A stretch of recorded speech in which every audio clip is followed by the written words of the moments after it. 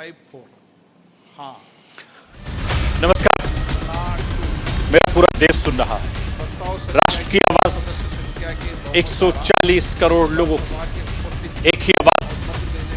आपके साथ मैं हूं सरफराज। मैं सरफराज सैफी आपको बताना चाहता हूं, भारत कनाडा के बीच तलखी लगातार बढ़ती जा रही है। दो पुराने दोस्तों के बीच दूरी लगातार बढ़ती जा रही है। कनाडा के एक्शन के खिलाफ भारत का सख्त रिएक्शन देखने को मिल रहा है। भारत ने कनाडा के एक टॉप डिप्लोमेट को भारत छोड़ने का आदेश दे दिया। भारत के विदेश मंत्रालय की तरफ से कनाडा में रह रहे भारतीयों के लिए एडवाइजरी जारी कर दी गई है।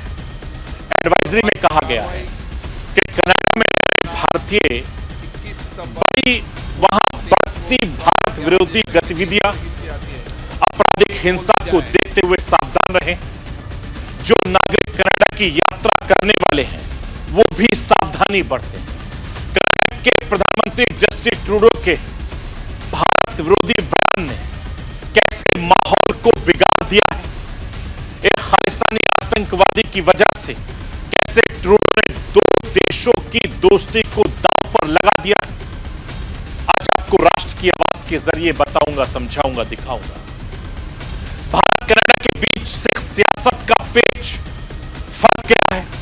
कनाडा की सियासत में खालिस्तान समर्थक हावी होते जा रहे हैं, जिनके दबाव में कनाडा के पीएम आतंकी डिप्लोमेसी के लिए मजबूर नजर आ रहे हैं।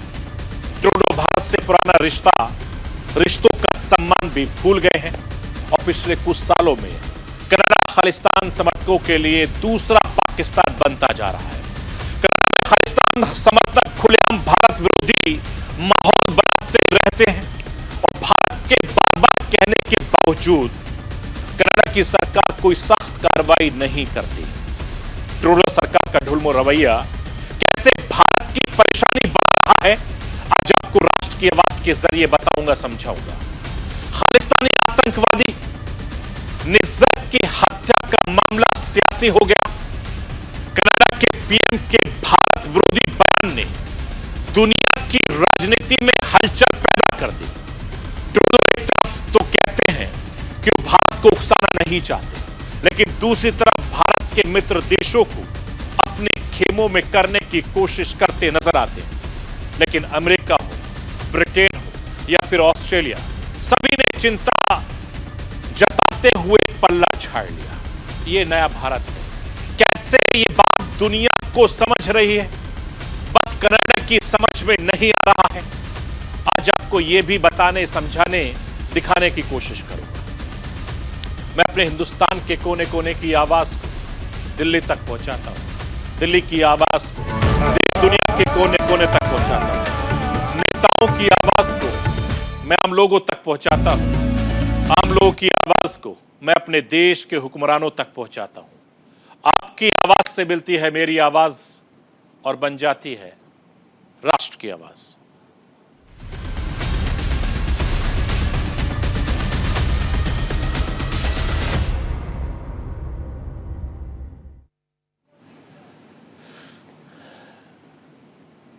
एक ही झटके में कैसे 75 सालों की दोस्ती बिगड़ गई।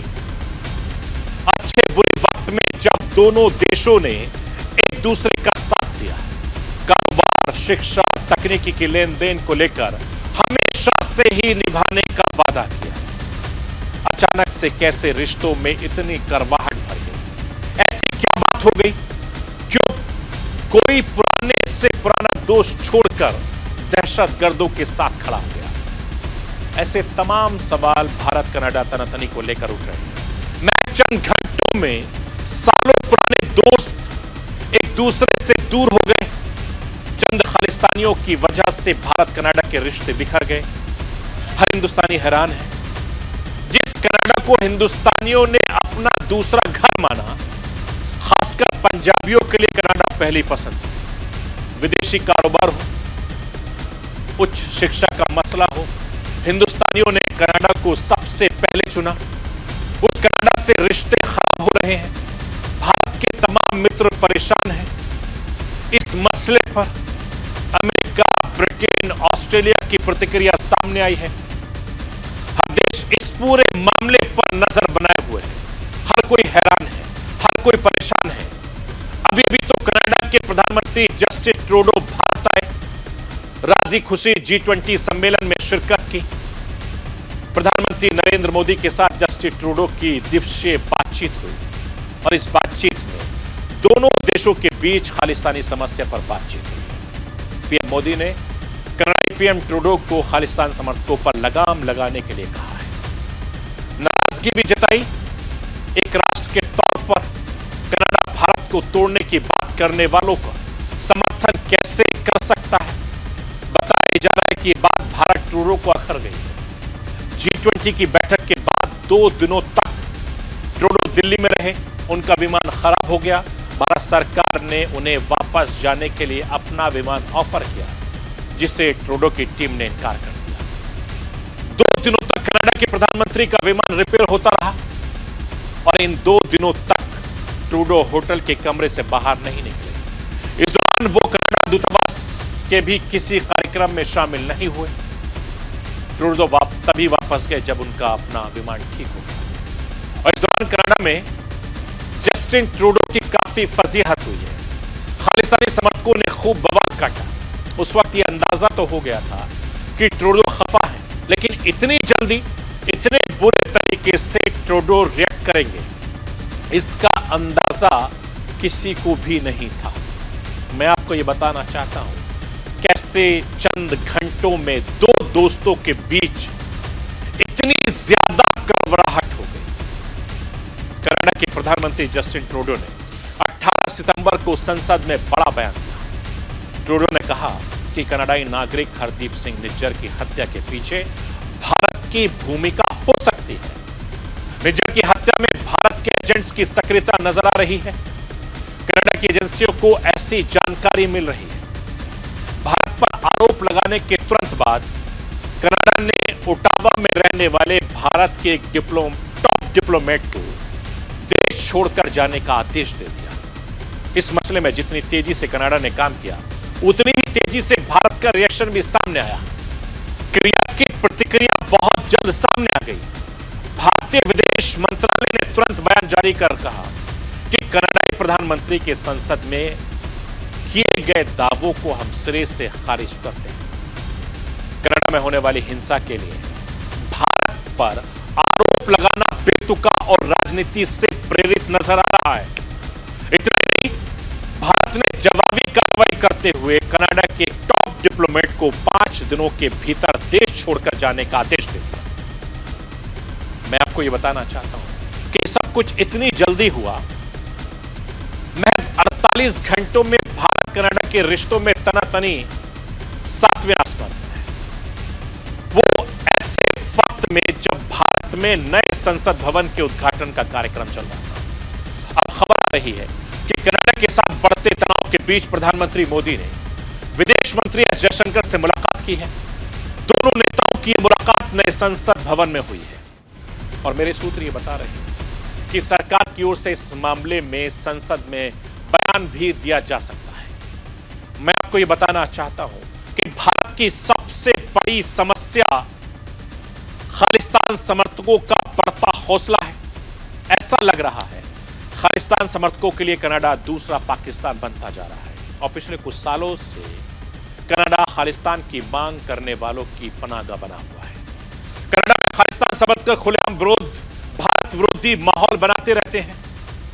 वहां खुलेआम खालिस्तान के लिए जनमत संग्रह करवाते हैं। ऐसा नहीं है कि कनाडा में रहने वाला हर हिंदुस्तानी खालिस्तान का समर्थक है। इसे ठीक से मैनेज करने की जगह कनाडा की सरकार खालिस्तानियों के सामने झुकी नजर आती है। भारत कई बार कनाडा सरकार से खालिस्तानी संगठनों पर नकेल लगाने की मांग कर रहा है, लेकिन कनाडा की ट्रूडो सरकार इस मसले पर ढुलमुल रवैया इख्तियार कर रही है। कनाडा ने ऐसे लोगों पर एक्शन लेने की जगह उन्हें संरक्षण दिया है। हालात कितने बिगड़ चुके हैं, इसे G20 के दौरान पूरी दुनिया देख चुकी है। ट्रूडो दिल्ली में बैठे होते हैं, वहां कनाडा में सिख फॉर जस्टिस नाम का खालिस्तानी संगठन खुलेआम ट्रंप भारत के खिलाफ माहौल बना रहा है। खालिस्तानियों पर कुछ ठोस एक्शन लेने की बजाय अब ट्रूडो उल्टे भारत पर संगीन आरोप लगा रहे हैं। एक आतंकवादी के लिए ट्रूडो इतनी पुरानी दोस्ती पर दांव लगा रहा है। मैं आपको यह बताना चाहता हूं, आखिर हरदीप सिंह निज्जर कौन है वो खालिस्तानी आतंकी जिसकी वजह से भारत कनाडा के बीच तनातनी वाले हालात बने हैं। 18 जून को कनाडा के ब्रिटिश कोलंबियाई राज्य के शर्रे शहर में निज्जर की हत्या हुई। 2 नकाबपोश लोगों ने एक गुरुद्वारे के बाद निज्जर को गोली मारी। 45 साल का हरदीप सिंह निज्जर इसी गुरुद्वारे का प्रमुख था। निज्जर की हत्या करने के बाद दोनों शूटर एक कार में भाग गए। अब तक किसी की भी गिरफ्तारी नहीं हुई है। साल 1997 में जलंधर में पैदा हुआ निज्जर अवैध तरीके से कनाडा पहुंचा था। शुरुआती दिनों में वो छिपा कर वहां प्लम्बिंग का काम करता था। उसने कनाडा में ही शादी की, उसके 2 बच्चे हैं। इस बीच निज्जर खालिस्तानी समर्थकों के संपर्क में आ गया। साल 2015 में निज्जर खालिस्तानी टाइगर फोर्स का मुखिया बन गया। पंजाब पुलिस ने निज्जर के खिलाफ रेड कॉर्नर नोटिस जारी किया। साल 2014-2016 में निज्जर के खिलाफ पंजाब पुलिस ने कई मामले दर्ज किए हैं। उस पर मंदिर के पास धमाका, धार्मिक नेताओं की हत्या की साजिश में शामिल होने का आरोप। साल 2020 एनआईए ने हरदीप सिंह निज्जर को आतंकवादी घोषित किया है। साल 2022 में पंजाब पुलिस ने कनाडा में निज्जर के प्रत्यार्पण की मांग की। साल 2022 निज्जर पर 10 लाख रुपए का कैश इनाम रखा गया और पिछले साल ही ब्रैम्पटन में खालिस्तानी रेफरेंडम करवाने के लिए निज्जर की बड़ी भूमिका दी। मैं आपको यह बताना चाहता हूं, हर किसी को हैरानी हो रही है कि खालिस्तानी आतंक के चक्कर में कनाडा ने भारत से दोस्ती तोड़ ली। एक आतंकी की हत्या से जुड़े आरोपों के आधार पर ट्रूडो ने रिश्तों को दांव पर लगा दिया। आखिर ट्रूडो को निज्जर जैसे आतंकवादियों से इतना लगाव क्यों? कनाडा की राजनीति में इसका जवाब आसानी से मिल सकता है। सब कुछ साफ नजर आता है। सिख अलगाववादियों के दबाव में कनाडा के पीएम ऐसा कर रहे हैं। भारत विरोधी स्टैंड ले रहे हैं। अपनी सरकार बचाने के चक्कर में ट्रूडो खालिस्तानियों पर कार्रवाई करने से बच रहे हैं। संसद में ट्रूडो के विवादित बयान के पीछे भी खालिस्तानी दबाव पर काम, और इसका बड़ा प्रमाण तब सामने आया जब ट्रूडो के बयान के तुरंत बाद वैकुआर के सांसद हरजीत सज्जन, भारतीय मूल की मंत्री कमल खेड़ा भारत विरोधी बयान देने लगे। ट्रूडो पर खालिस्तानियों का प्रेशर कितना ज्यादा है, इसे समझने के लिए कनाडा में सिख वोटरों का सियासी गणित समझना होगा। मैं आपको यह बताना चाहता हूं कि कनाडा में सिखों की आबादी करीब 8 लाख के आसपास है और यह आंकड़ा देश की कुल आबादी का करीब 2% है। 15 सिख एमपी 2021 में कनाडा संसद में चुने गए थे। साल 2019 में 18 सांसद सिख बैकग्राउंड के थे। ट्रूडो जब 2015 में सत्ता में आए तो उन्होंने सिख समुदाय से 4 मंत्री अपनी कैबिनेट में रखे। कनाडा में साल 2025 में चुनाव है। ट्रूडो किसी भी सूरत में सिख समुदाय को नाराज नहीं करना चाहते हैं। मैं आपको यह बताना चाहता हूं कि कनाडा के प्रधानमंत्री ट्रूडो की अपनी सियासी मजबूरियां हैं। यह सच्चाई है कि कनाडा में रहने वाले ज्यादातर सिख भारतीय देशभक्त हैं। वो खालिस्तानियों के विरोध में आवाज उठाते रहते हैं, लेकिन ट्रूडो सिख अलगाववादियों के सियासी खेल में उलझ गए हैं। ट्रूडो ने विपक्षी नेता भी ये कह रहे हैं कि ट्रूडो को बयानबाजी की बजाय ठोस सबूत सामने रखने चाहिए। मैं आपको ये बताना चाहता हूं कि कनाडा में राजनीति का खेल चल रहा है। इधर भारत में भी इस मसले पर सियासी वार पलटवार शुरू हो गया। राष्ट्रीय आवाज के जरिए आपको विपक्ष की आवाज सुनवाना चाहता हूं, जो भारत कनाडा तनातनी के बारे में मोदी सरकार पर हमलावर है। देखिए, ये बहुत दुर्भाग्यपूर्ण है और ये डिप्लोमेटिक रिलेशंस पे बड़ा इम्पैक्ट करेगा। आज खालिस्तानी एलिमेंट्स जो बैठे हुए हैं कनाडा में, वो हमारे देश में आतंक बनाते हैं, वो हमारे देश में माहौल बिगाड़ने का काम करते हैं। वो एक ऐसी राजनीति लाते हैं जो देश को तोड़ने की बात हो और उस पर कार्रवाई अगर हम उम्मीद करें कि कनाडा करे क्योंकि कैनेडियन सॉइल पे हो रहा है तो और उस पर आरोप उल्टा हम पर लगाना, ये वहाँ की डोमेस्टिक पॉलिटिक्स हो सकती है, पर आप अपने इंटरनेशनल रिलेशंस कनाडा जो ख़त्म करने का काम कर रही है, ये बहुत ही दुर्भाग्यपूर्ण है। कहते तो हैं डंका बज रहा पूरे दुनिया में, तो G20 समिट में सब ने नेता माना है, तो उसके सब विपरीत ऐसा क्यों हो रहा है? जस्टिन ट्रूडो ने या उनकी सरकार ने इस तरह से गलत आरोप क्यों लगाया है, जबकि अप्रत्याशित है। ऐसा गलत कभी आरोप भारत के ऊपर नहीं लगा कि भारत दूसरे के ज़मीन पर जाकर के वहाँ पर खालिस्तानियों को मारे या किसी और को मारे। ये पहली बार मुझे लगता है कि आरोप लगा है। ये हमारी सरकार की असफलता है।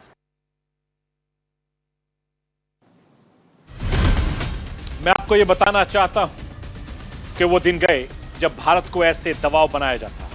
हमारे खिलाफ जो लोग काम करते हैं उन्हें कोई प्रोटेक्शन दें और फिर हमें लेक्चर भी दें। वो दिन गए। ये नया भारत है, इसे कनाडा को समझना होगा। मैं राष्ट्र की आवाज के जरिए आपको भारतीय जनता पार्टी के राष्ट्रीय उपाध्यक्ष को सुनवाना चाहता हूं। सुनिए वो क्या कह रहे हैं।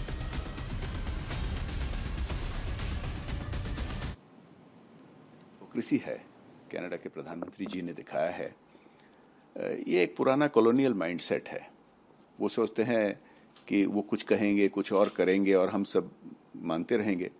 जैसे आतंकवादी अन्य देशों में उनको कनाडा ने खुद सपोर्ट किया है उनको हटाने के लिए, लेकिन जब अपने देश में वो आतंकवादियों को आश्रय देते हैं, ये बिल्कुल हिपोक्रिटिकल है। और ये नया भारत है। हमारे प्रधानमंत्री आदरणीय मोदी जी के नेतृत्व में भारत जिस तरह बदल चुका है। देखिए, कोविड के समय इतने देशों को भारत ने सहायता दी, वैक्सीन, टीकाकरण देके। कोविड के बाद इतने देशों को भारत ने आर्थिक सहायता दी है और लगभग सभी देश दुनिया भर भारत से दोस्ती करना चाहते हैं और भारत भी सभी के साथ अतिथि देवो भव के जैसे ट्रीटमेंट हमने दिया G20 में, सबके साथ अच्छा रिलेशंस रखना चाहता है। लेकिन वो दिन गए कि हमें ऐसे दबाया जाए और हमारे खिलाफ जो काम करते हैं उनको कोई देश आश्रय दे और हमें फिर लेक्चर दे और हमें उसको सुनना पड़े। ये नहीं चलेगा।